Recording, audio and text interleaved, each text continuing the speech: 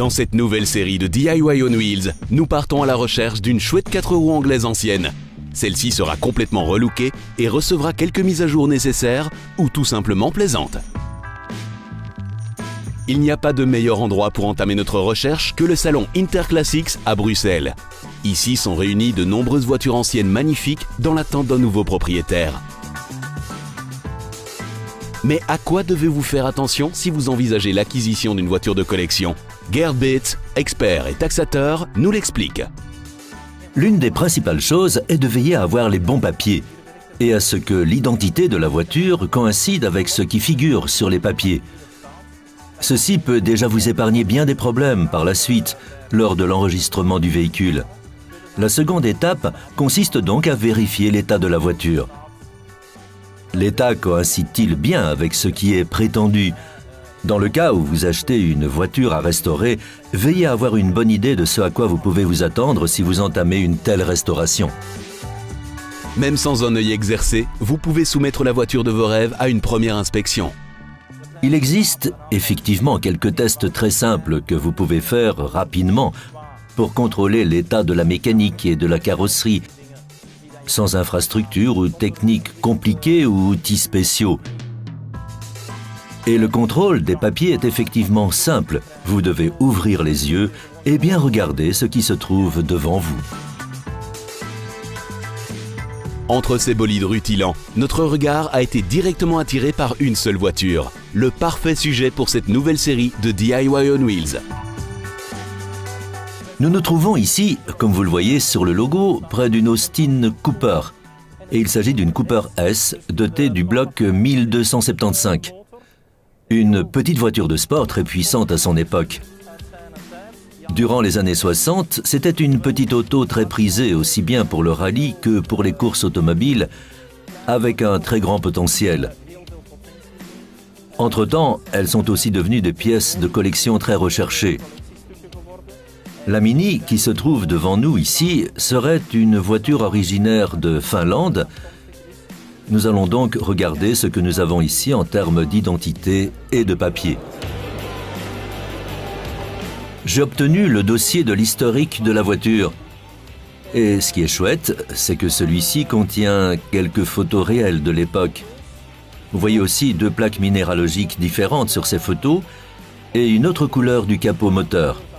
Il est donc évident que l'auto a une histoire et qu'en Finlande, chaque propriétaire a une autre plaque minéralogique. Nous espérons donc retrouver cela dans le reste du dossier, de telle sorte que nous savons de quelle voiture il s'agit. Qu'avons-nous encore ici? Des copies d'anciens documents d'enregistrement. Et je peux alors regarder, je retrouve cette plaque minéralogique IMR 99. Et ici, ZLG 33, je la retrouve ici. Le numéro de châssis de la voiture est aussi inscrit, je dois le contrôler tout à l'heure. Et ici, j'ai un document très intéressant du British Motor Industry Heritage Trust. C'est un fonds en Angleterre qui gère les archives d'usines de nombreux constructeurs automobiles anglais qui ont entre-temps disparu. Mais ces archives sont donc bien conservées et peuvent donc procurer une Factory Record Copy originale, les données d'usine originales donc. Et ici, nous lisons qu'il s'agit effectivement d'une Austin Mini Cooper S, la version Mark I avec le moteur de 1275 chevaux. Le numéro de châssis est identique à celui mentionné sur les autres papiers. Les numéros de moteur et de châssis y figurent. C'est une version Left-Hand Drive Export. La couleur est Tartan Red with Black Roof. Cela correspond aussi. Red and Gold Interior. Cela correspond aussi. Elle a été construite le 1er décembre 1964 et a quitté l'usine le 12 janvier 1965. Effectivement, nous retrouvons l'année d'immatriculation ici, aussi sur les autres papiers. Elle a donc pris la direction de Helsinki. Cela coïncide avec le dossier de l'historique qui se trouve ici. Je veux aussi regarder si nous pouvons retrouver ce numéro de châssis ici aussi.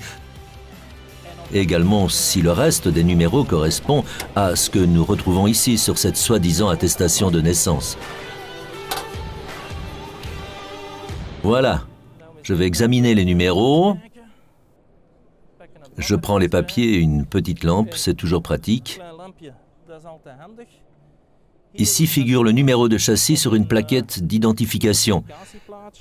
Et c'est bel et bien une plaquette originale mentionnant un numéro original. Ici figure le numéro de moteur. Juste retirer ce capuchon de bougie afin de pouvoir le voir.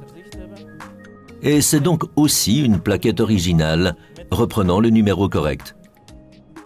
Le numéro de carrosserie 33 862 peut aussi être lu sur le certificat. Nous avons donc à tout point de vue une identification positive de cette voiture. C'est déjà un très bon début.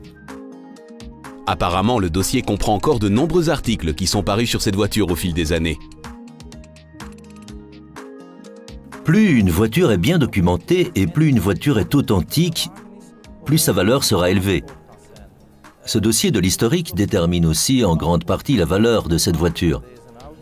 Donc dans ce cas-ci, nous avons dans tous les domaines des points positifs pour cette voiture. J'examinerai encore l'état général afin que nous puissions nous faire une idée.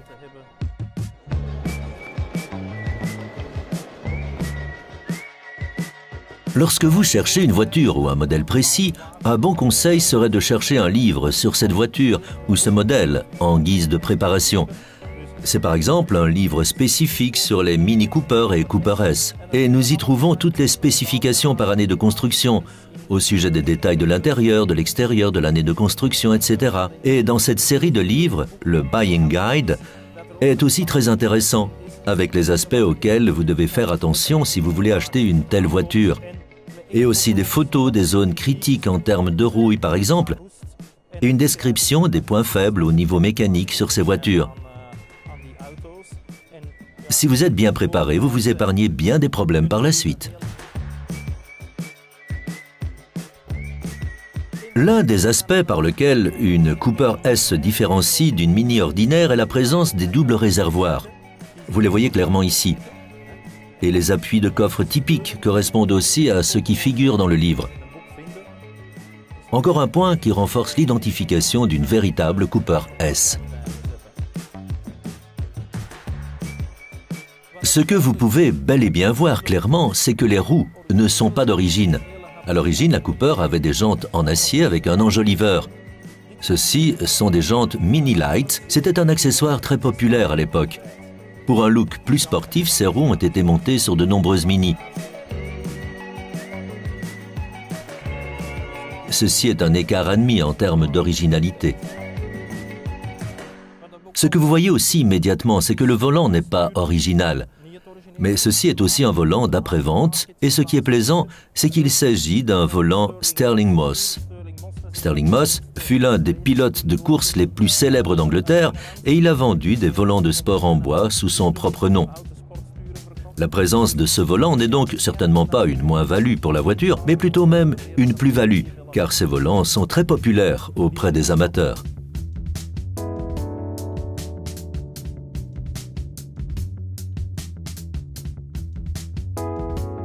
L'habillage intérieur correspond aussi aux spécifications originales.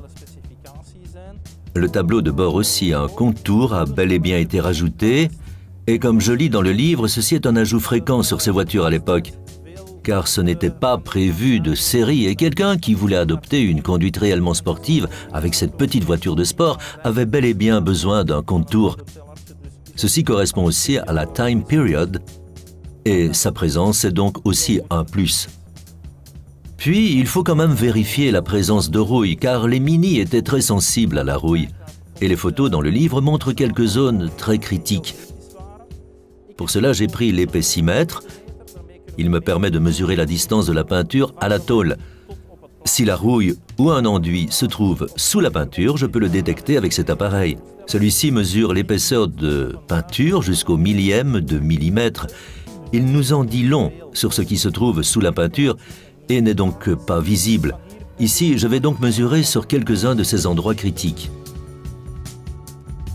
Je mesure ici des épaisseurs de couche dans la zone des 170 à 200 microns, ce qui sont en fait des épaisseurs très acceptables.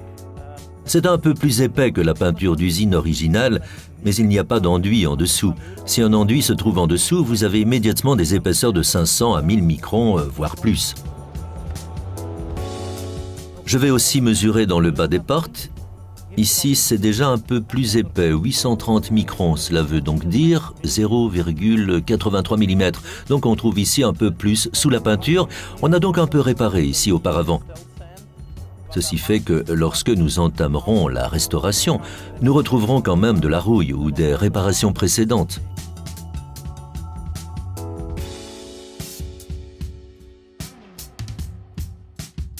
Si vous n'avez pas d'épaissimètre, vous pouvez utiliser aussi un aimant simple. Je vais le démontrer. Ici, ma lampe magnétique reste parfaitement sur la carrosserie et cela me donne une indication de la pureté de la carrosserie et de l'absence d'enduit sous la peinture. Si j'essaie ici, la lampe tombe tout simplement. L'adhérence est moins bonne pour l'aimant à cet endroit. Je vais mesurer maintenant. Et effectivement, je mesure ici une épaisseur de peinture d'environ 700 microns, ce qui indique qu'une réparation a également été effectuée à cet endroit. Vous voyez aussi l'alignement de la porte. Il n'est pas parfait, n'est-ce pas? La porte est un peu de biais. C'est un phénomène typique sur les Mini et ceci n'était déjà pas parfait lors de la fabrication. Mais ce sont des aspects qui peuvent être améliorés, bien entendu, lors de la restauration. Nous venons de faire une première inspection visuelle des papiers et de l'état général de la voiture. J'aimerais encore voir le document d'enregistrement, mais on nous assure qu'il est présent.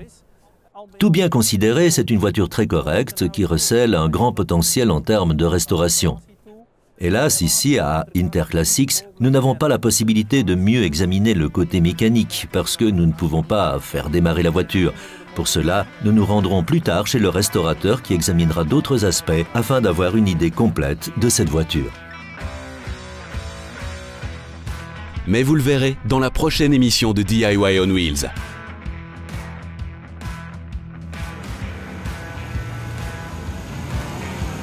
Avec le spécialiste Karl Bram, nous effectuerons une inspection approfondie de la Mini et nous établirons un plan pour la restauration.